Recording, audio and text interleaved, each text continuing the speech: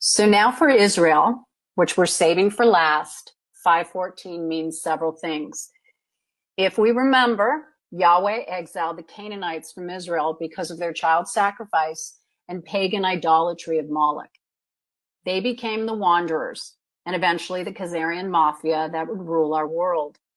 In 1917, the Rothschilds, leaders of the Synagogue of Satan, purchased Palestine from the English via the Balfour Declaration, which neither party had the right to buy or to sell.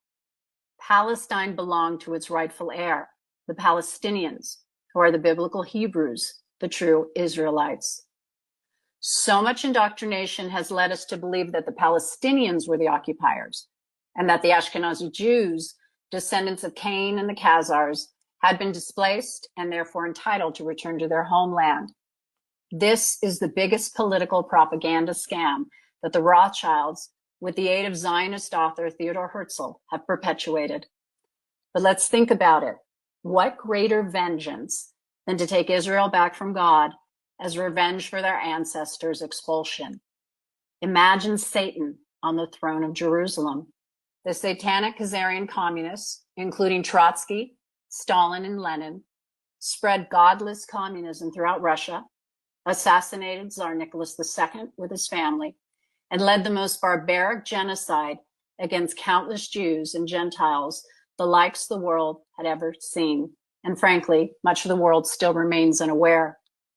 Over 60 million people were brutally killed within a 50-year period.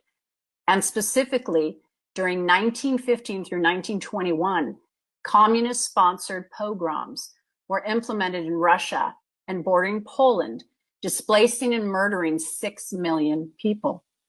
This aided the Rothschilds in their scheme to justify a Jewish homeland in the minds of the global psyche.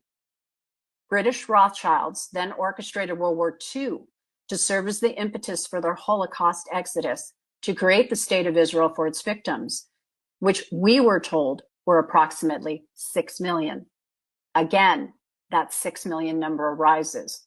Interestingly, historian David Irving is quoted as saying, "There were no gas chambers at Auschwitz, and the Nazis did not kill millions of Jews in gas chambers in World War II.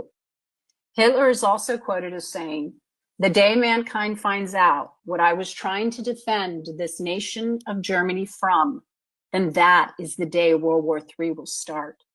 For on that day, mankind will learn that I was trying to save my nation from the Freemasons, the Illuminati, and the Khazarian fake Jews.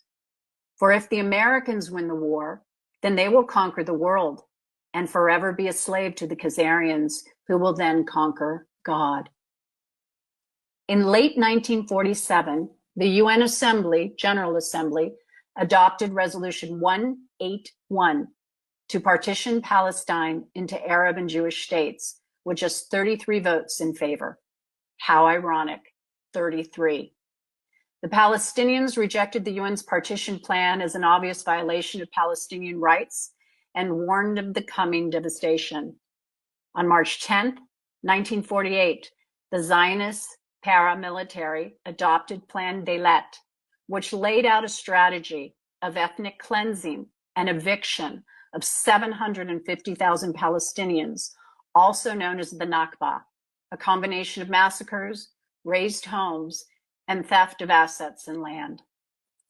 75 years ago, on May 14, 1948, Prime Minister David Ben-Gurion declared the creation of the State of Israel.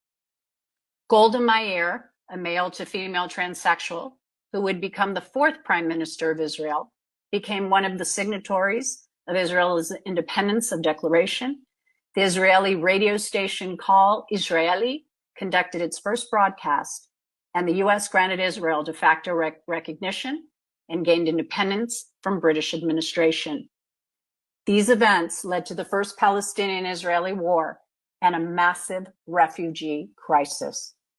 Today, Palestinians still live under apartheid, are killed on a daily basis. Schools and homes are razed at whim, and Palestinian children are still kidnapped for the trafficking of their organs by the Israelis. Zionist forces control 78% of Palestinian territory, with the rest divided into what are now the occupied West Bank and the Gaza Strip.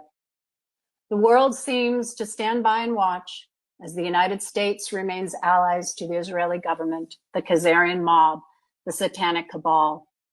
The Israeli flag with the Star of David, with a stripe above it and a blue stripe below it, is not a biblical symbol, but one that represents Satan ruling the heavens and the earth. But this is all about to change.